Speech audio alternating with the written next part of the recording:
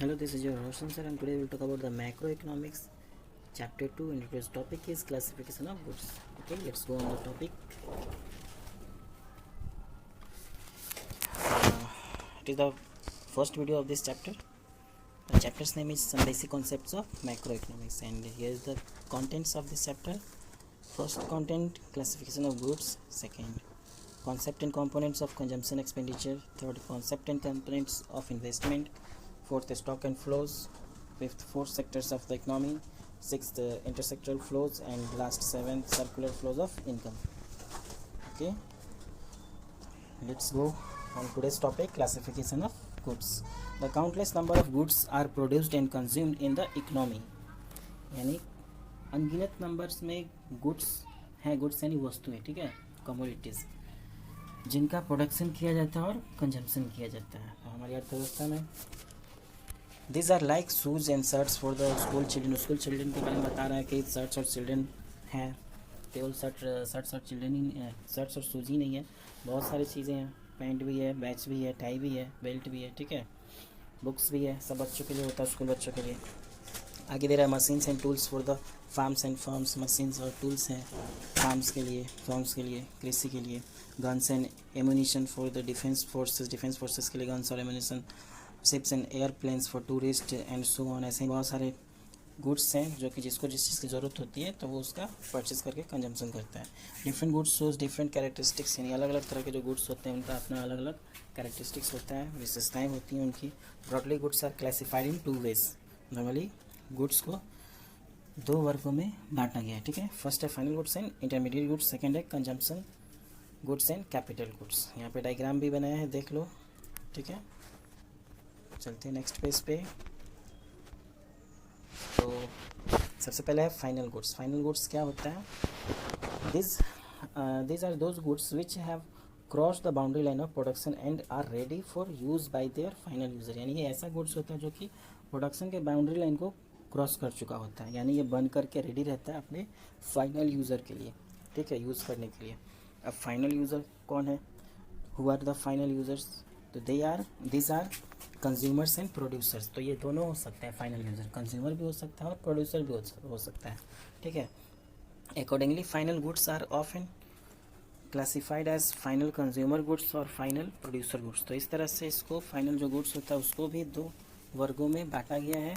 ये दो तरह के हो सकते हैं, फाइनल कंज्यूमर गुड्स हो सकता है और दूसरा फाइनल प्रोड्यूसर गुड्स हो सकता है. तो final consumer goods are finally purchase by the consumer for the satisfaction of their wants. यानी जो फाइनल कंज्यूमर गुड्स होता है वो फाइनली परचेज किया जाता है कंज्यूमर्स के द्वारा, उपभोक्ता के द्वारा, ठीक है, उनके वांट्स के सेटिस्फेक्शन के लिए. और जो फाइनल प्रोड्यूसर्स गुड्स होता है वो फाइनली परचेज किया जाता है प्रोड्यूसर्स के द्वारा, जो कि एक तरह से वो फिक्स्ड एसेट्स के रूप में वो लोग उसको परचेज करते हैं, उसका यूज़ करते हैं किसी भी चीज़ के प्रोडक्शन के प्रोसेस में. जैसे मशीन्स वगैरह हो गया, टूल्स हो गया, ठीक है, तो वो सब फाइनल प्रोड्यूसर्स गुड्स हो गया. और फाइनल कंज्यूमर गुड्स जैसे ब्रेड हो गया, बटर हो गया, ठीक है, जो कंज्यूमर परचेज करके उसको उसका उपभोग करते हैं, ठीक है.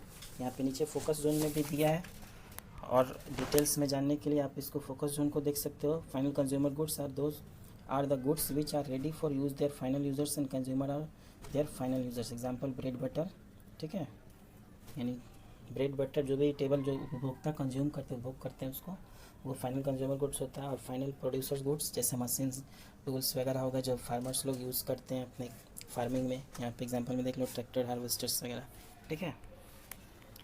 आगे देखो क्या कह रहा है. Expenditure on final consumer goods by the house hold is called consumption expenditure. यानी जो एक्सपेंडिचर होता है कंज्यूमर गुड्स पे, फाइनल कंज्यूमर गुड्स पे, वो हाउस होल्ड के द्वारा किया जाता है, जिसको कहते हैं कंजम्पशन एक्सपेंडिचर. यानी expenditure on final producer goods by the producers is called investment expenditure. तो ये दोनों का अलग अलग है, देख लो. कंज्यूमर अगर उस पर खर्च करता है तो वो कंजम्पशन एक्सपेंडिचर हो गया, यानी कंज्यूम करने का खर्च है वो, ठीक है, अपनी वांट्स को पूरे करने के लिए, उसके सेटिस्फेक्शन के लिए. जैसे भूख लगा है तो ब्रेड खरीद के खा लिया, ठीक है, पिज़्ज़ा खा लिया, तो वो क्या कर रहा है, कंज्यूम कर रहा है उसका, तो कंजम्पशन एक्सपेंडिचर हो जाएगा. और वही चीज़ अगर वो मशीनरी वगैरह ख़रीद रहा है, जैसे फार्मर्स हो गए, हार्वेस्टर खरीदे या मशीनरी कोई भी फार्मिंग टूल्स खरीदे, तो वो एक तरह से वो इन्वेस्ट कर रहे हैं, इन्वेस्टमेंट एक्सपेंडिचर हो गया, क्योंकि उससे वो प्रोडक्शन का काम करेंगे, ठीक है, आगे अपने कृषि का काम करेंगे। तो यहाँ पे इसका एक फार्मूला भी दिया है, देख लो। एक्सपेंडिचर ऑन फाइनल, यहाँ पे expenditure of final goods is equal to consumption expenditure plus investment expenditure, ठीक है, दोनों का सम होता है एक्सपेंडिचर ऑफ फाइनल गुड्स। आगे यहाँ पे what do you mean when we say that final goods have cross the boundary line of production. ये तो मैंने अभी बताया, बाउंड्री लाइन ऑफ प्रोडक्शन यहाँ पे कहने का मतलब क्या है। We mean that this goods are out of the process of production और the process of value addition. यहाँ पे एक एग्जांपल दिया, अगर आप देखना चाहते हो तो देख लें, ठीक है। नॉर्मली जान लो कि जो जिसका प्रोडक्शन का काम कंप्लीट हो गया रहता है, जो यूज़ के लिए तैयार हो गया रहता है, वही फाइनल गुड्स होता है। इंटरमीडिएट गुड्स आगे है। Intermediate goods are those goods which have yet not cross the boundary line of production. Intermediate goods वैसा गुड्स होता है जो कि बाउंड्री लाइन ऑफ प्रोडक्शन को क्रॉस नहीं किया रहता है, ठीक है। Value is still to be added this goods and which are yet not ready for use by their final users. यानी ये अभी तक कंप्लीट नहीं हुआ रहता अपने यूजर्स के फाइनल यूज़ के लिए, ठीक है, तो वो इंटरमीडिएट गुड्स कहलाता है। जैसे यहाँ पे दूसरे शब्दों में कह रहा है, intermediate goods are those goods which are purchased by one firm from the other firm. यानी इंटरमीडिएट गुड्स ऐसा गुड्स है जिसको एक फर्म दूसरे फर्म से खरीदता है, फिर वो दूसरा फर्म किसी और को बेचता है, ठीक है। जैसे रॉ मटेरियल्स हो गया, रॉ मटेरियल का रीसेलिंग होता है, ठीक है। रॉ मटेरियल क्या होता है, एक तरह से मैन्युफैक्चरर के यहाँ से आता है या फिर होलसेलर कहीं से भी आता है, रिटेलर के पास आता है, और फिर रिटेलर से जो बनाने वाले होते हैं वो परचेस करके ले जा करके उसको यूज़ करके बनाते हैं, तब जाकर वो बना करके दूसरे को बेचते हैं तैयार करके। तो यहाँ पे एग्जांपल में शर्ट देख लो, shirts purchased firm X from firm Y for resale are intermediate goods because value is to be added to the shirt through resale. यानी जो वैल्यू इसमें ऐड होता है, तो वैल्यू कैसे ऐड होता है, तो सपोज दैट कोई शर्ट है, वो ख़रीद के लाया होलसेलर के यहाँ से 900 का, फिर जो रिटेलर है 900 का ख़रीदा था और रिटेलर जो अपने कस्टमर को बेचेगा 1000 में बेचेगा, तो 100 रुपीज़ उसमें वैल्यू ऐड हुआ, ठीक है। तो ये ऐड होता है लास्ट में।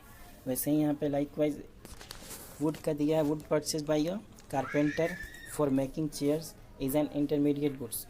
वुड खरीदा गया है कारपेंटर के द्वारा चेयर बनाने के लिए, तो वुड जो है एक तरह से इंटरमीडिएट गुड्स हो गया, यानी वो अभी अपने फाइनल रूप में नहीं है, वो अभी एक तरह से रॉ मटेरियल के रूप में है।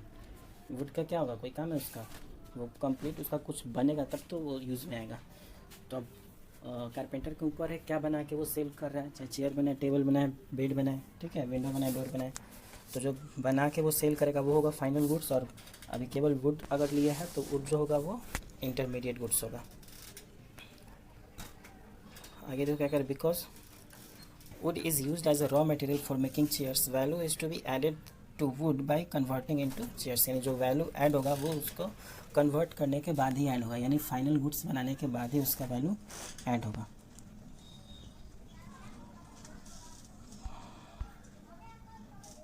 आगे द सेम गुड में भी फाइनल और इंटरमीडिएट। यहाँ पे कह रहा है कि सेम गुड्स जो होगा वो फाइनल भी हो सकता है, इंटरमीडिएट भी हो सकता है। तो ये कैसे है, तो यहाँ पे देख लो क्या कह रहा है, it is not possible to name one set of goods as final goods and another set of intermediate goods.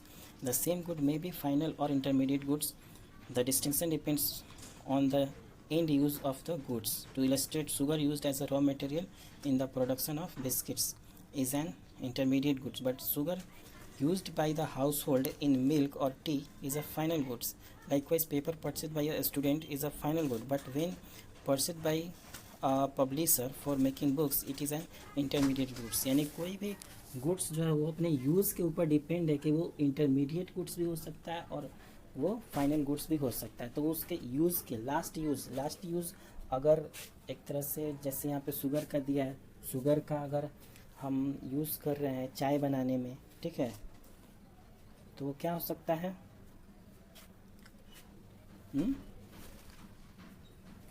Final goods के रूप में यूज़ हो रहा है चाय बनाने में, ठीक है। और अगर बिस्किट्स में यूज़ हो रहा है तो वो एक तरह से इंटरमीडिएट गुड्स हो रहा है। और शुगर को हम ऐसे भी खा सकते हैं डायरेक्ट, तो एक तरह से फाइनल यूज़ हुआ, डायरेक्ट खाएंगे तो वैसे ही पेपर है, अगर पेपर कोई स्टूडेंट परचेस कर रहा है तो वो क्या है, उसके लिए फाइनल गुड्स है, क्योंकि वो पेपर परचेस करेगा कॉपी के रूप में, उस पर राइट करेगा, फाइनली उसका यूज़ करेगा। लेकिन वही अगर पेपर कोई पब्लिशर परचेस कर रहा है तो वो बुक लिखने के लिए उसका यूज़ कर रहा है, ठीक है। तो वो एक तरह से इंटरमीडिएट गुड्स है, क्योंकि वो बुक लिखेगा, प्रिंट करवाएगा, फिर उसको रीसेल करेगा, तो वो वहाँ पे इंटरमीडिएट गुड्स कहलाएगा। क्लियर हुआ इंटरमीडिएट गुड्स और फाइनल गुड्स। आगे चलते हैं। What matter is end of use goods, तो वही चीज़ है मैंने जो अभी बताया, उसका यूज़ उसके यूज़ के ऊपर डिपेंड होता है। यहाँ पे डिफरेंस दिया है फोकस जोन में, देखना चाहो तो देख लेना, अच्छे से क्लियर हो जाएगा तुम्हारा। आगे है consumption goods and consumer goods, ठीक है। तो कंजम्पशन गुड्स क्या होता है और कंज्यूमर गुड्स क्या होता है। कंजम्पशन गुड्स और कंज्यूमर गुड्स दोनों एक ही है, ठीक है, कंफ्यूजन मत पाल लेना कि दोनों अलग अलग हैं। Are those goods which are directly used for the satisfaction of human wants, यानी वैसा गुड्स जो ह्यूमन वांट्स को डायरेक्ट सेटिस्फेक्शन देता है, ठीक है, यानी उसके उपभोग से हमें डायरेक्ट संतुष्टि मिलती है। ये ना कि उसको परचेस करके लाएं फिर उसको हम बनाएं, तो ऐसा कुछ नहीं है। जैसे आइसक्रीम है, ठीक है, या मिल्क है, तो ये सब क्या होता है, डायरेक्ट हमें सेटिस्फेक्शन देता है। आइसक्रीम हम परचेस करते हैं तो डायरेक्ट उसका कंजम्पशन करते हैं।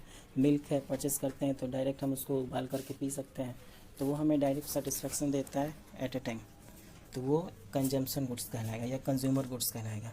This goods are consumed by the household when purchase, यानी ऐसे गुड्स कंज्यूम किए जाते हैं हाउस होल्ड के द्वारा जब वो परचेज किए जाते हैं। Consumption goods are broadly classified into 4 categories. Consumption goods को नॉर्मली 4 भागों में विभाजित किया जा सकता है। यहाँ पे 4 देख लो कौन कौन सा है कंज्यूमर गुड्स। फर्स्ट है durable goods, semi durable goods, non durable goods और नॉन मटेरियल गुड्स और सर्विसेज। ये 4 भाग में इसको बांटा गया है। तो सबसे पहले ड्यूरेबल गुड्स क्या है, तो ड्यूरेबल कंजम्पशन गुड्स जैसे नाम है वैसे ही इसका काम भी होगा, ठीक है, इसलिए नाम डिपेंड करता है समझने में। Durable consumption goods are those goods which can be used for several years are of relatively high value, यानी जो ड्यूरेबल कंजम्पशन गुड्स होते हैं वो काफ़ी ज़्यादा दिन तक चलते हैं, ठीक है। This goods are repeatedly used before being discarded as useless TV, radio, car, scooter, washing machine. तो ये सब ड्यूरेबल गुड्स होते हैं जिनका उपभोग सबसे ज़्यादा दिन तक होता है। एक बार परचेस करो और ज़्यादा दिन तक इसका कंजम्पशन करते रहो, यूज़ करते रहो। जैसे टीवी है, एक बार परचेस कर लो काफ़ी सालों तक चलते रहता है, तो ये सब ड्यूरेबल कंजम्पशन गुड्स होता है। उसके बाद आता है semi durable consumption goods. Semi है यानी कुछ दिनों तक, तो semi durable consumption goods are those goods which can be used for a period of 1 year और स्लाइटली मोर, यानी ऐसे गुड्स जिनका यूज़ कम से कम 1 साल या उससे थोड़ा अधिक के लिए किया जाता है, ठीक है। This goods are not of very high value, इनका वैल्यू ज़्यादा नहीं होता है। जैसे क्लॉथ है, फर्नीचर है, क्रॉकरी है, इलेक्ट्रिक गुड्स है, यानी जो ज़्यादा से ज़्यादा 1 साल या 1.5 साल 2 साल चल सकते हैं, उससे ज़्यादा नहीं। तो क्लॉथ्स है 1 साल पहने पुराना हो गया हटा दिए, तो ये सब सेमी ड्यूरेबल कंजम्पशन गुड्स होता है। थर्ड आता है नॉन ड्यूरेबल और single use consumption goods. Non durable और single use consumption goods are those goods which are used up